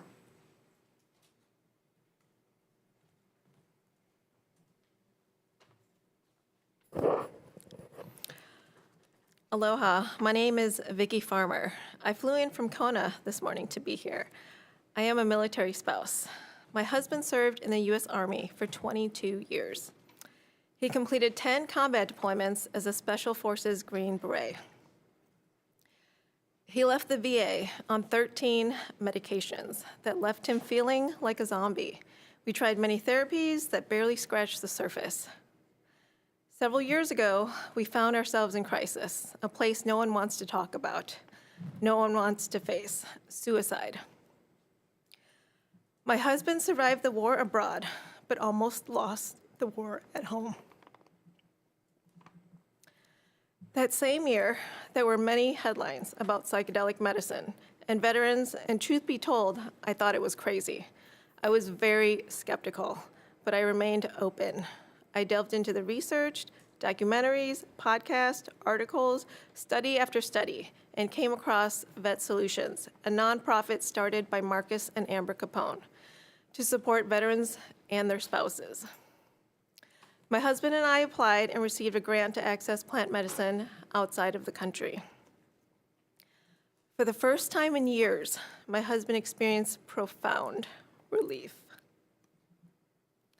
It wasn't a miracle. It wasn't an overnight fix, but it was a catalyst to his healing. It gave him neuroplasticity. It gave him space to breathe. And most importantly, it gave him space to process his trauma. Because here's the truth. Post-traumatic stress doesn't just affect the veteran. It affects the entire family. We also carry the weight of the war. But healing ripples out. It spreads through the family like a wave rolling through the ocean. As a spouse, I've witnessed this firsthand. My husband served this country for over 2 decades. Yet to find safe and effective treatment, he had to leave the country. This is unacceptable. We know that there is a better way forward. We know there is light, there is hope, and I ask you today to take that light as a beacon into this legislative era and pass SB 1042. Mahalo, mahalo, mahalo for allowing me to talk story. Thank you, thank you, thank you. Anyone else wishing to testify on SB 1042? Please step forward or on Zoom. On Zoom? Yeah, please proceed. Hi, yes. Tell us who you are. Hi, I'm Mary Healy. Thank you for hearing my testimony. I am just so moved by the testimony that was given for this particular bill that I feel that I have to also show my support, whether it's a pilot program or whatever way each of you sees fit to move this forward. It needs to happen. Plant-based medicine is effective at treating numerous mental health issues. Like she said, it can give people back their neuroplasticity. It can change people's lives for the better. And all of you, you have a responsibility, it's a kuleana, yeah? It really is, to make Hawaii a place where our veterans and other individuals who are suffering from conditions that can be healed with this medicine, a safe haven. And I'm just so grateful that I could be here today to show my support for this. And please, please, please vote yes. Move this bill forward. Let's save lives. Let's create a better world for everyone. These plant-based medicines have been around for a long time, and they have historically, through human history, benefited the human race. And it's just very unfortunate that they've been demonized in the ways they have been. And we can do amazing things for our people by bringing these kind of medicines into the healthcare field. Yeah, that's basically what I want to say, the healthcare field, and eliminating some medicines that are known to be toxic. So thank you so much for hearing my testimony. I'm sorry that I just jumped in like this, but wow, what an amazing day. I hope you all vote yes on this bill. Thank you. Anyone else wishing to testify on SB 1042? If not members, questions for our testifiers? Representative. For the Office of Wellness and Resilience, please. Chair. So I had raised my hand. I'm sorry, Mr. Kobus? Okay, why don't you proceed? I'm sorry. Yeah, I'll be very quick. As a 22-year Navy veteran, I fully support this program. I'm astonished that it's taken this long for the Hawaii Mental Health and Department of Health to do this, because the issues with mental health of our service members is vital to our national security. And so I fully support this and strongly encourage you to vote yes on this bill. Mahalo. Thank you. Thank you very much. Okay, last call for testifiers. Seeing none, Representative Martin. Thank you. So is this therapy, which I'm very supportive of, is it only available through a clinical trial, given its breakthrough status? I'm confused by the pilot program and the clinical trial. They seem a little bit mutually exclusive to me. Sure. So based on our proposed amendments, the pilot program would consist of the research study, education and training, and also I think the report at the end of it. But the research study is the biggest crux of the pilot program and would then be under all of the necessary supervision of the DEA and institutional review boards and have all of those controls. But that would be the primary effort of the pilot program. So then as a follow-up, I used to work for a clinical trials program. It's not like just providing a service. Right. Who has the expertise within Office of Wellness and Resilience to run that? That is an excellent question. And our plan would be to really work with stakeholders and community members to identify an organization that would be able to do that, like a university setting or another organization that has that capacity and expertise. Thank you. If you could stay up there, I'm sorry, did you have a question? Okay. If you could stay up there, I have a question following up on your testimony. Tell me again how much money you're requesting or suggesting for this amount? Yes, so in following with other states' prior efforts, we're asking for $1 million and proposing, and with help from our collaborators, that we would find an additional $1 million in private funds to support this project. $1 million per year? Yes, yes. Subject to matching funds being made available? Yes, correct. And a 2-year pilot program? Is Yes. that what you're suggesting? Okay. Okay. Any other questions? If not, let's move on to our final bill on the agenda, SB 1432, establishing a universal immunization fund, Department of Health.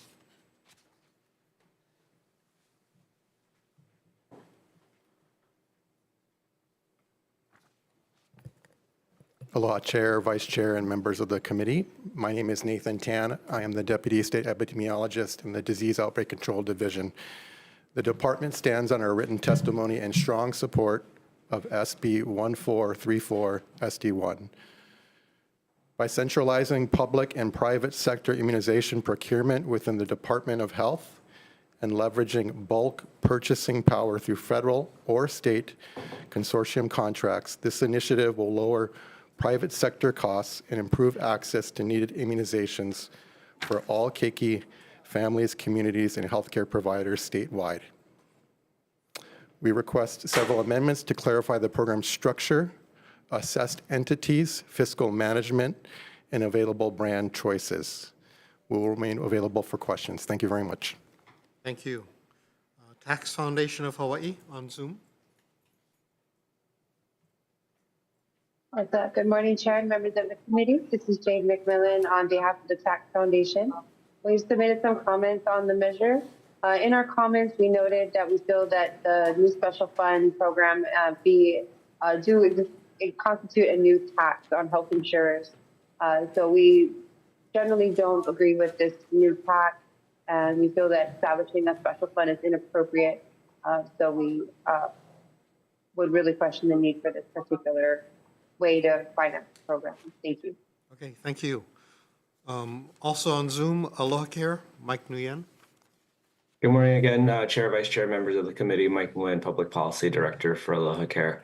We submitted a written testimony, and we want to stand on that, just adding, in addition to the good public health measure that this is, we've heard from our community providers that accessing and purchasing immunization or vaccines is challenging. And so for those reasons, we do want to improve access to vaccines. Thank you. Thank you. Also on Zoom, Biotechnology Innovation Organization, Brian Warren. Aloha, Chair and members. My name is Brian Warren, and I work for the Biotechnology Innovation Organization. And our members represent companies that manufacture and research and develop new vaccines. I want to make clear at the beginning that we are a pro-vaccine organization, and we fully support robust immunization programs, and our concerns are in no way a reflection to immunizations in Hawaii or anywhere else. Our opposition to this bill is based on concerns that UP programs can limit provider and patient choice when it comes to which specific vaccines are available. They can disrupt supply chains, and they have not been shown in states where they have been enacted to actually increase immunization rates. We would like to work with the Department of Health on identifying more precision-tailored solutions to concerns with vaccine access and infrastructure in Hawaii, whether those are about provider reimbursement rates, ensuring all qualified providers are able to vaccinate, whether it's the cost of procuring vaccines, et cetera. I did see the amendments this morning that the DOH is proposing, but we have not had a chance to evaluate them. I don't think that they would change our overall position on the bill at this time. But overall, we really feel that this bill represents a significant shift in vaccine policy for the state and should be examined further along with other available policy options before passing. Thank you. Thank you. Hawaii Christian Coalition on Zoom. Aloha, my name's Margaret Nahia, and I'm here on behalf of Hawaii Christian Coalition. We have approximately 35,000 members, and I represent about 130,000 people, including their spouses and children. SB 1434 would create a universal immunization funding program to buy vaccines in bulk and distribute them to healthcare providers. However, this program is not necessary since we already have Vaccines for Children, a federally funded program that provides free vaccines for eligible children. SB 1434 contains no spending cap, and the wording in this bill is ambiguous and vague. This bill leaves out important details, especially about the ongoing cost of this funding program. This bill has a special fund, page 6, lines 17 and 18, which includes an undisclosed amount of fees, fines, and cost reimbursements. This bill also lacks information regarding the assessed entities, page 6, line 19, who are funding this special fund. How much money will these health care providers contribute? This is only one of the many questions this bill poses. There's also no wording about the people's choice to vaccinate or not. There's no wording about informed consent. And page 6, line 2 gives Dr. Fink, the director of the Department of Health, the authority to order any substance, including mRNA, as an immunization. Although the wording mRNA was removed from the first SB 1434, it's still a substance that can be used in immunization according to SB 1434 Senate Draft 1. Page 6, lines 1 and 2. mRNA is a dangerous substance, and according to Dr. Robert Malone, MD, MS, a biochemist and biologist, and creator of mRNA technology, mRNA changes people's DNA. SB 1434 would give Dr. Fink, head of the Department of Health, authority without liability. If there are injuries and/or deaths due to these unspecified vaccines on the unspecified vaccine schedule, there's no liability. In addition, health insurance companies do not give free medical, and there will be costs for services to children and adults. The people of Hawaii deserve to decide what goes into their bodies and their children's bodies. Since Hawaii state government is expecting federal cuts, can we afford another program to be added to our existing programs that we still have to fund? Thank you very much. Thank you. Brett Culbis on Zoom. Thank you, Chair. Committee members, my name is Brett Culbis, 26-year Navy veteran, live in Eva Beach. I strongly oppose SB 1434. Funding mechanism proposed by this bill is problematic. By levying assessments on health insurers, the bill will lead to increased costs for Hawaii families through higher insurance premiums. This regressive approach disproportionately burdens those already struggling with Hawaii's high cost of living. The bill grants excessive and broad discretionary power to the Department of Health to impose interim assessments during vaguely defined public health emergencies. This lack of oversight could lead to unchecked financial extractions from insurers and ultimately consumers. The centralized approach to immunization procurement and distribution undermines the autonomy of healthcare providers and patients by mandating state-supplied immunizations and disallowing providers from using private stocks. This bill replaces professional judgment and patient choice with a one-size-fits-all model. The bill also fails to include a spending cap or clear budget predictions. This open-ended financial commitment could strain state resources and potentially divert funds from other critical health initiatives. The creation of another special fund violates sound fiscal policy recommendations and goes against the recommendation of the 1989 Tax Review Commission, which stated such funds restrict budget flexibility and reduce accountability. I encourage you to vote no on SB 1434. Mahalo. Thank you. Cheryl Toyu Fuku.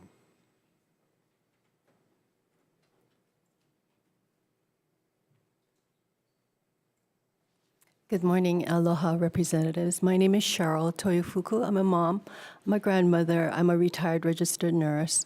And 30 years ago, I did transition to more natural and non-toxic healthcare.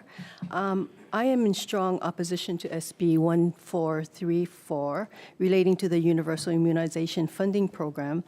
And it's allowing the Department of Health to manage the purchase and distribution of immunizations without a really projected budget and clear funding proposal, and that's terrible fiscal policy.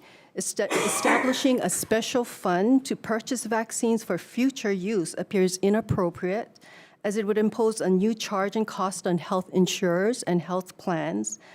Are these so-called assessed entities, are they the health insurers like HMSA, Kaiser, TRICARE? This will result in higher health premiums for the policyholders. Also, in the assessment section of the bill, the director may determine an interim assessment for new immunizations or public health emergencies. They can administer and expend the monies of this special fund. And this seems to be an overreach of power that may include experimental, unsafe, and ineffective vaccines without any public or legislative oversight. So, and plus inserting legal immunity for the Department of Health with no liability in managing and operating this universal immunization funding program is very concerning. It may lead to unethical and questionable practices with possible vaccine mandates. We don't know, but this would be, since Attorney General is here, this would be a thought. I mean, what is this legal immunity? Something that he might want to address. Funds should be allocated instead towards and priorities of healthier programs and lifestyles that build our natural immunity. I appreciated hearing the previous bill. And immunization programs should be avoided as we are aware of increasing significant scientifically documented research linking toxic vaccines to neurological disorders, crippling diseases, and increasing chronic illness. The VAERS, or the Vaccine Adverse Event Reporting System, and vaccine death reports can verify this. So please oppose SB 1434. Thank you. Thank you. Terry Armbruster? Not present. April Lee? Nope, not present. Dr. Cassandra Simonson on Zoom? Hi there.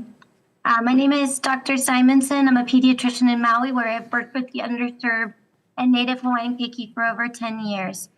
I'm speaking today on my own behalf and not representing anyone else in strong support of SB 1434 to establish a state immunization funding program. I'm supporting this because I don't want to see any keiki sicken or worse die from a preventable infection.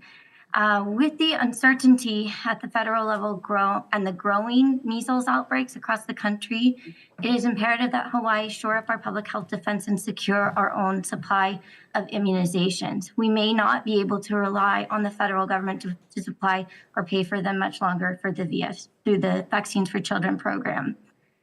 We've already seen many outbreaks, and in my own area, only around 35% of my patients 2 years and under, are fully immunized. The vaccine refusal rate has just skyrocketed. Nobody likes to be told what to do, and that's understandable, but we are really in a desperate position on the neighbor islands. I think that I've looked at the DOH data on the neighbor islands, and there's around 4,200 students with religious exemptions just in the schools on the neighbor islands. With measles, assuming those people who have religious exemptions did not want MMR vaccine, you would have 4,200 students vulnerable. 20% of measles cases are hospitalized. That could mean up to 840 hospitalizations just on neighbor islands. There are no hospital beds on the outer islands, and if cost is your concern, an ICU bed is at least $8,500 a day. Transport from inner island, we're looking at $30,000. The death rate, if you don't have that excellent health care from measles at that number of neighbor island unvaccinated kids would be around at least 4 deaths on the neighbor islands, and even with the best medical care, assuming you could transport everyone to the highest level ICU. If you have no medical care, you're at a 15% mortality rate with measles. And that's what happened in Samoa, why so many children died. They didn't have high-level care. With that number on the neighbor island, you could see upwards of 630 children die from measles, which is what it used to be like. With that, I'll stand on my written testimony otherwise. Thank you. Thank you, Doctor. On Zoom, Commissioner Melendrez, not present. Mary Healy, on Zoom.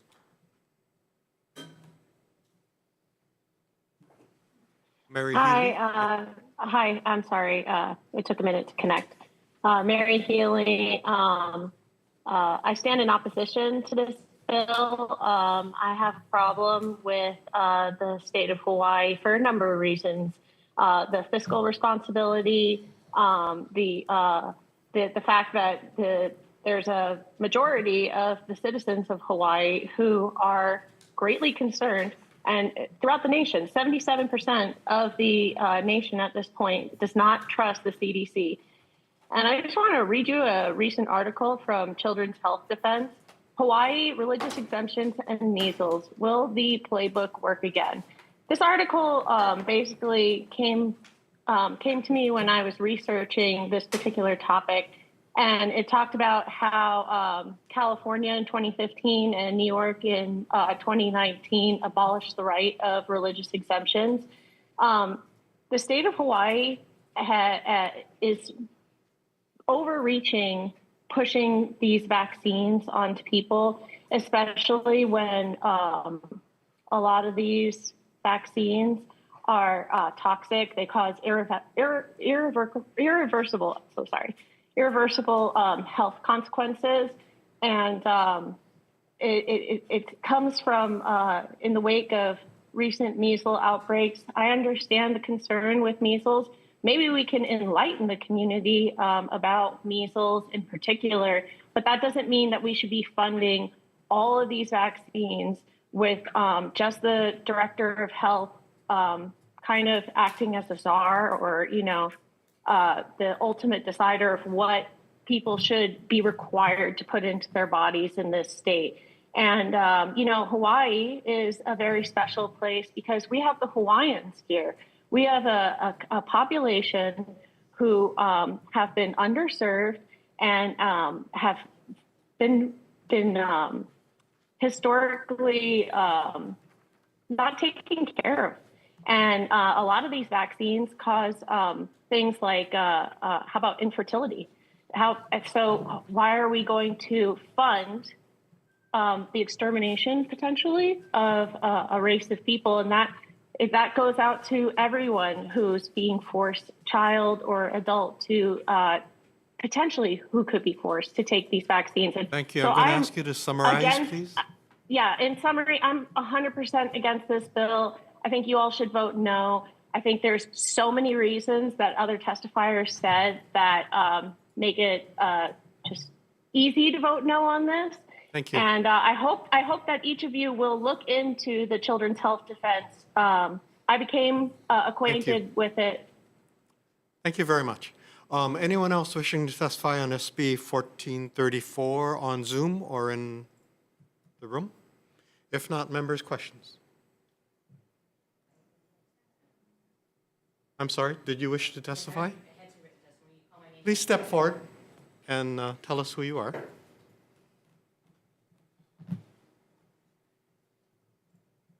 Hi, I'm Terry Armbruster, an Air Force veteran and tax-paying resident over 35 years. And I strongly oppose SB 1434 for a number of reasons. First, the funding. Taking money out of the general fund just to create a special fund is fiscally irresponsible. I even looked up on the Tax Foundation of Hawaii. They said this is unjustifiable. And also, the stated purpose of this program was to help people that can't afford the shots. Well, have you even asked the people, do they even want the shots? What if they want another healthier alternative? And so that does not justify spending millions of our taxpayer dollars for a program that the majority of taxpayers did not even ask for and do not want. And also, giving the Director of Health sole authority to run this whole program with, can change the rules at any time, change the assessment fees and fines. This sounds like more like a dictatorship and a financial nightmare. And also, there's healthier solutions. What if more people would rather just have free vitamins or nutrient products or more natural solutions? So without freedom of choice, that's also unconstitutional. And I also want to point out that what this really seems to be about is about not about health. It's about big pharma wealth and government greed, power, and control. So I strongly urge you to stop this scam program and vote no to SB 1434. And I also pray that each one of you would seriously consider all the implications of this and get on the right path. Are you going to face God's wrath for forcing shots upon people that do not want it, especially if there's harm or death caused by these? So I thank you for allowing me to testify to the truth, and the truth will set you free. Thank you. Thank you. Anyone else wishing to testify? Please step forward.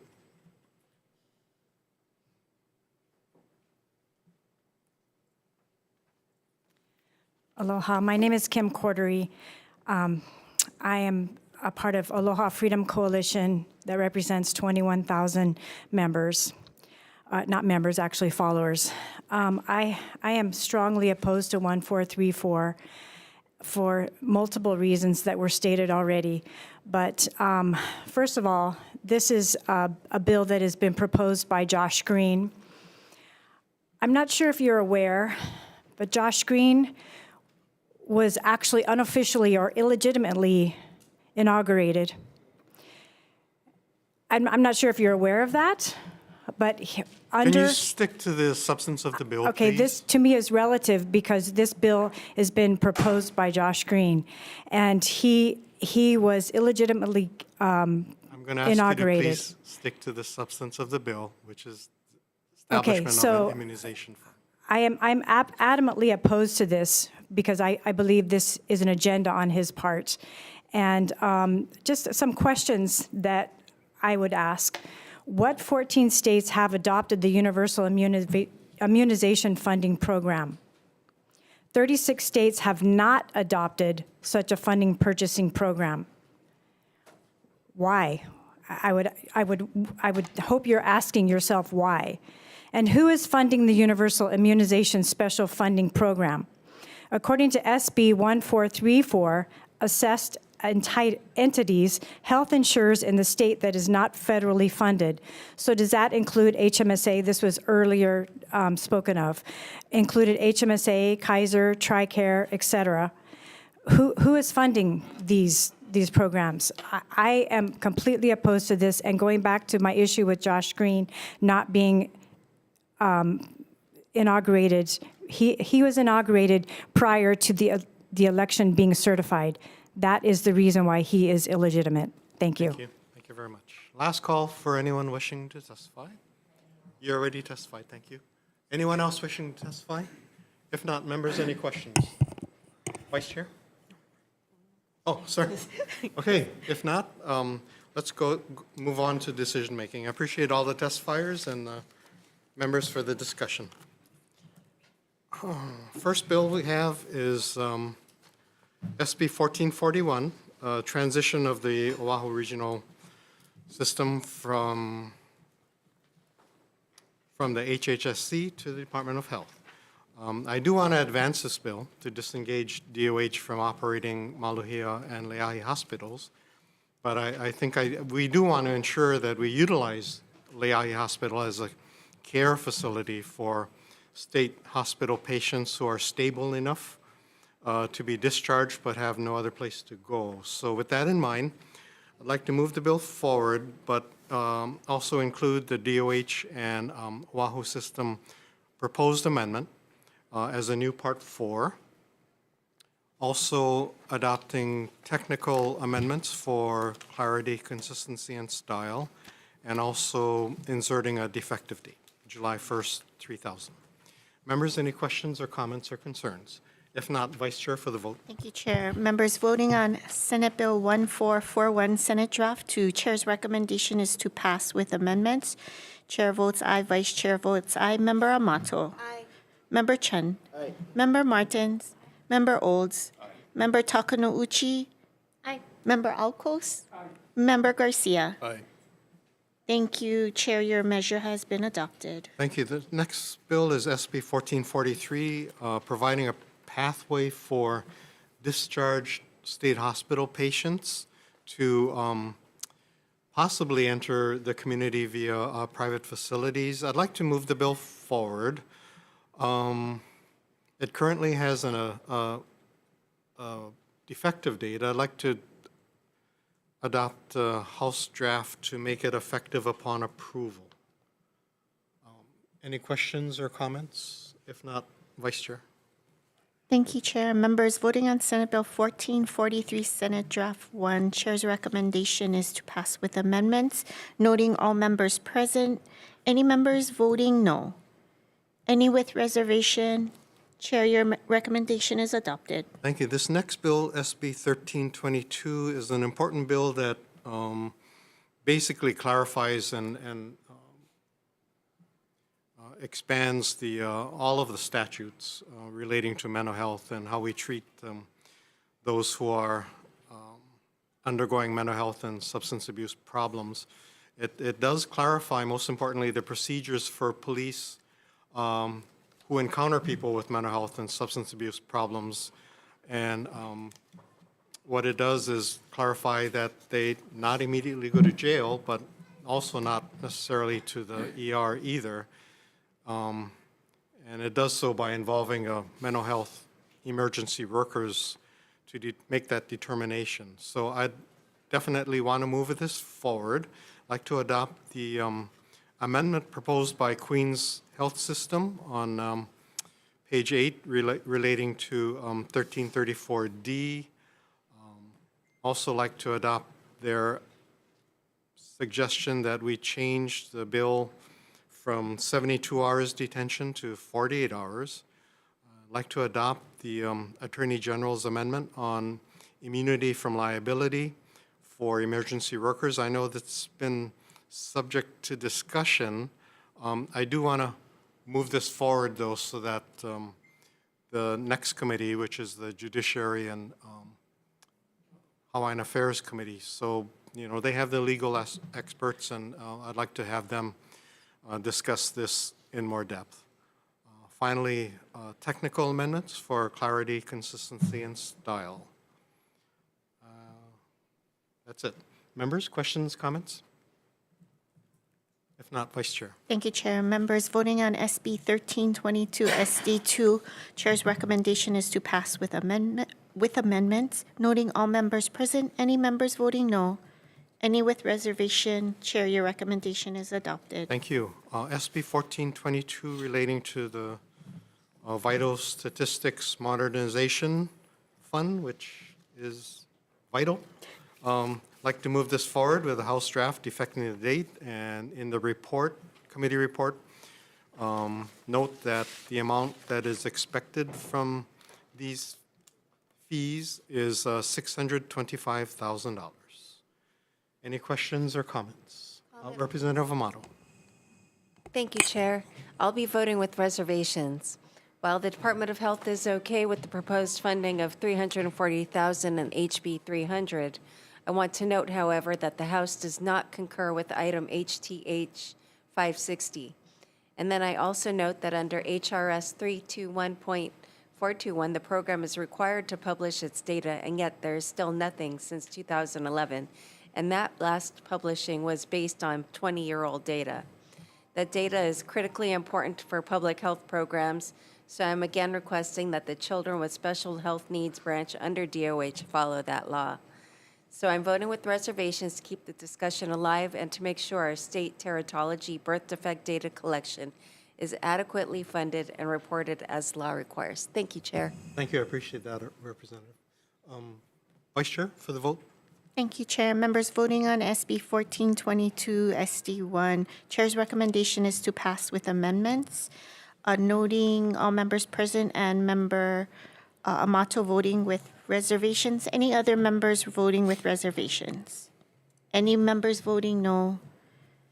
Thank you, Chair. Your recommendation is adopted. Thank you. SB 1433 relating to harm reduction. I do believe that this measure advances a safe needle exchange program, so I'd like to move it forward with technical amendments. Also on page 11, a small change on that page on lines 6 and 9, changing or to and, which I believe is the intent of the measure, which is that none of these subsections should apply. Also add a defective date. Questions, comments? Brief comment again. Representative Amato. Thank you, Chair. I want to thank you for hearing this bill and for advancing it. This is critically important to the Maui AIDS Foundation. It's one of their high priorities, so thank you, Chair. Thank you. Vice Chair? I'm sorry, Representative Garcia. Thank you, Chair. I don't believe that handing out fresh needles to those with substance abuse is the right thing to do. Similar states and cities that have implemented policies such as this today are littered with needles, such as San Francisco, Philadelphia, Baltimore, Portland. The list goes on and on. I believe that we should empower those who are in substance abuse by focusing on treatment and funding treatment, not enabling them by providing these resources to continue in their addiction. So I'll be voting no. Thank you. Thank you. Any other? Representative Alcos, thank you.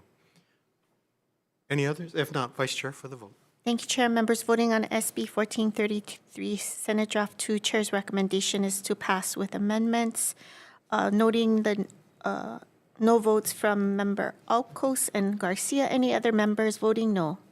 Any with reservation? Chair, your recommend. Oh, Mr. Old's reservations. Chair, your recommendation is adopted. Thank you. Next bill is SB 1431 relating to viral hepatitis. We previously heard this in a House Bill 1112, and I believe the merit of the bill still exists. So I'd like to move this forward as a House draft for the defective date, and also in the committee report language, note that the requested amount from the department is $827,844 to provide staff and implementation. Members, any questions or comments? If not, Vice Chair. Thank you, Chair. Members voting on SB 1431 SD1, Chair's recommendation is to pass with amendments, noting all members present. Any members voting no? Any with reservation? Chair, your recommendation is adopted. Thank you. This next bill, SB 1447, is an administration bill relating to cease and desist orders issued by the Director of Health. And it basically just says that these orders should take effect even during an appeal period. I really don't see any controversy of this bill. I'd like to move this forward. It has a clean date, so I'd like to pass this as is. Questions, comments? Vice Chair for the vote. Thank you, Chair. Members voting on SB 1447, Chair's recommendation is to pass as is, noting all members present. Any members voting no? Any with reservation? Chair, your recommendation is adopted. Thank you. Next bill, SB 1421, relates to medical records and ensures the proper disposal of patient records when a healthcare office closes. I'd like to move this forward as a House draft, adopting the amendments suggested by Queens and Department of Health, and also adding a defective date. Questions, comments? If not, Vice Chair for the vote. Thank you, Chair. Members on SB 1421 SD1, Chair's recommendation is to pass with amendments, noting all members. Any members voting no? Any with reservation? Chair, your recommendation is adopted. Thank you. This next bill, SB 1042, establishes a mental health emerging therapies special fund. You know, frankly, I've wrestled with this bill. Given the state's financial situation, now is really not the time to start any new programs that require substantial appropriations. But I also believe we owe something to the military veterans who are undergoing PTSD and other traumas, and I'd like to offer them the program that offers the opportunity for mental health therapies. So I'd like to move this forward as a House draft, adopting the proposal of the Office of Wellness and Resilience as a 2-year pilot program and putting an effective date. Also in the report language, noting that the requested amount is $1 million a year for the next 2 years. Questions, comments, members? I just want to say thank you, Chair, for moving this bill forward. It's personal to me. I had to leave the room. Thank you for your very powerful testimony. A good buddy of mine, we dodged the bombs and the bullets in Iraq and came home, and he lost that battle later on. So, thank you. Thank you. Any other members? If not, Vice Chair.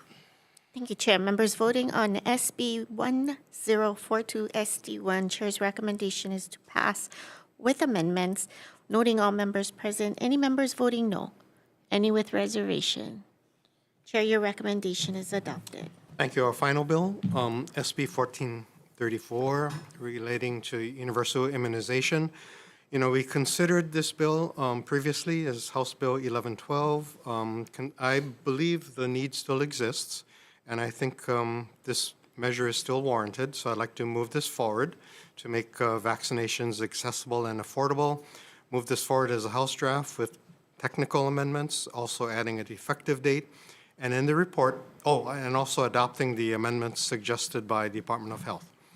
Finally, in the committee report, note that the suggested amount requested by the Department of Health is $934,000 to start up this special fund.